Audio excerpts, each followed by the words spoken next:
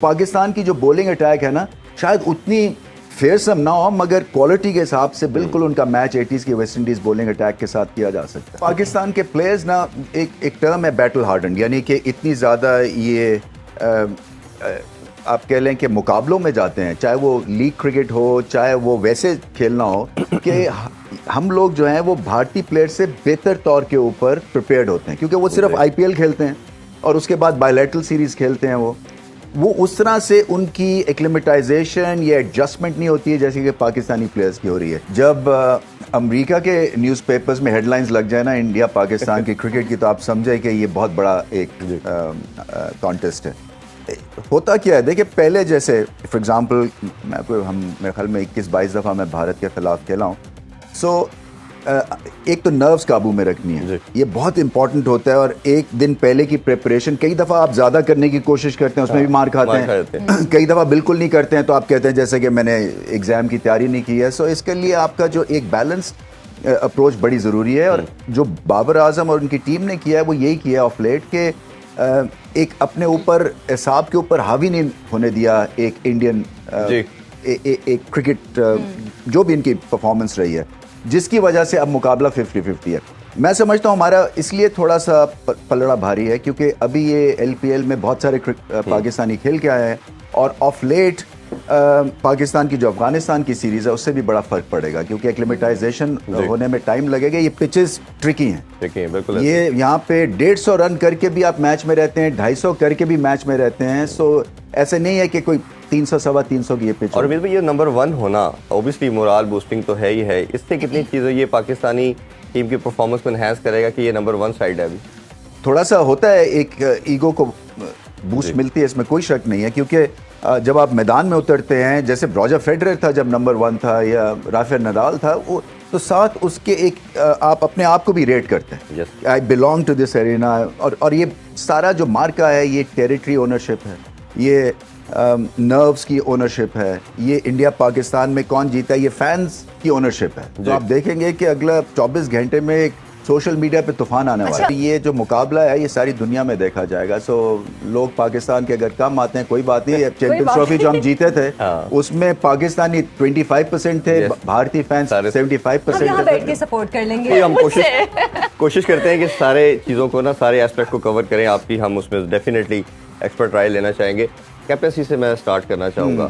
Captain پہ سب سے زیادہ اوبیسلی پریشر بھی ہے، آنس بھی ہے، اور بابر ہم دیکھ رہے ہیں کہ بڑی جلدی اس چیز کو لرن کرتا چلا جا رہا ہے. آف لیٹ دیکھیں تو ہمیں روہت کئی بڑے ایونٹ کے اندر وہ بھی پھنستا چلا جا رہا ہے. چاہے ہم ٹیسٹ چیمپئن شپ کے فائنل کی بات کرتے ہیں یا کوئی بھی بڑا ایونٹ دیکھتے ہیں تو وہ پرفارم اس طرح نہیں کر پاتا. تو یہ دونوں کو کیسے کمپیریزن میں دیکھتے ہیں؟ دیکھیں، میں سمجھتا ہوں پاکستان کے پلیئرز نا ایک ٹرم ہے بیٹل ہارڈنڈ، یعنی کہ اتنی زیادہ یہ آپ کہہ لیں کہ مقابلوں میں جاتے ہیں، چاہے وہ لیگ کرکٹ ہو چاہے وہ ویسے کھیلنا ہو، کہ ہم لوگ جو ہیں وہ بھارتی پلیئر سے بہتر طور کے اوپر پریپیئرڈ ہوتے ہیں، کیونکہ وہ صرف آئی پی ایل کھیلتے ہیں اور اس کے بعد بائیلیٹرل سیریز کھیلتے ہیں.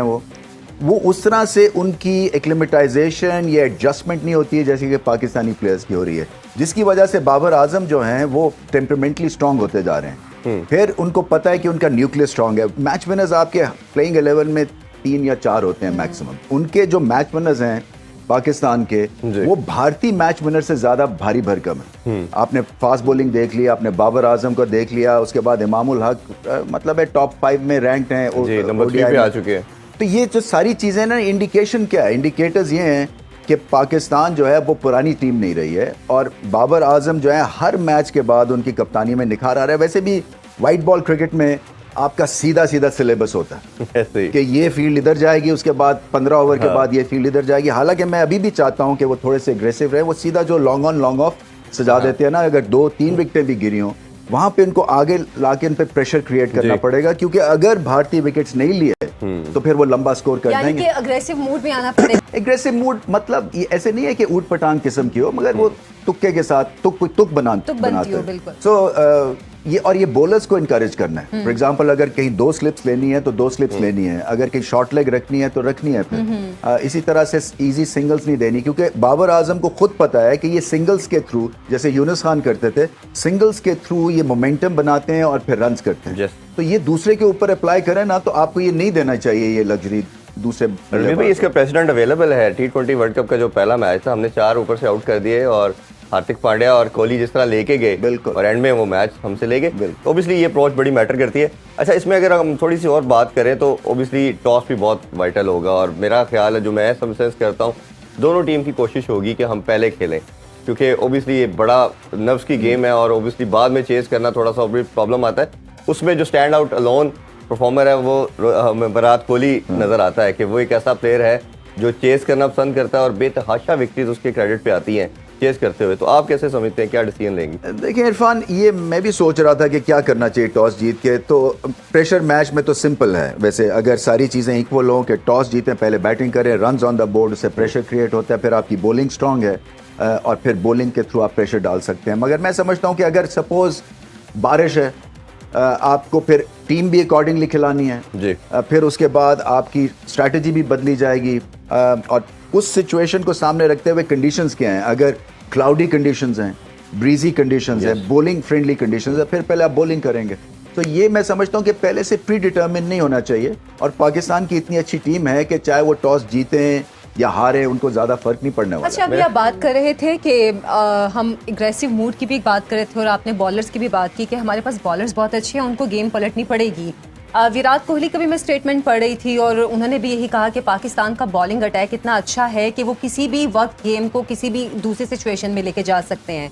आपके ख्याल में हमारे कौन से इस वक्त बेस्ट बॉलर्स हैं, जो कि हम तो जानते हैं, लेकिन फिर भी कुछ नाम के जिनको खिलाना चाहिए, स्पेशली इंडिया के मैच में? देखिए आपकी टीम सीधी सादी है, आपके 3 पेसर्स खेलेंगे जो कि आपके मैच विनर्स हैं तीनों, और ये अच्छी बात है कि एक के ऊपर भरोसा नहीं है कि अब क्या होगा। ये वो वेस्ट इंडीज की 80s की टीम है, आप पता नहीं उस वक्त पैदा हुई थी या नहीं हुई थी। वो ये होता था कि इन्होंने नहीं कहना है, हाँ, नहीं, obviously ये मेरे ख्याल में 90s के मॉडल है या 2000 के। हाँ, तो वो इसी वो होता क्या था कि एक बॉलर के बाद वो दूसरा बॉलर उससे भी तेज आता था, फिर तीसरा बॉलर उससे भी तेज आता था, तो आपको कहीं भी रिस्पाइट, रेस्ट नहीं मिलता था।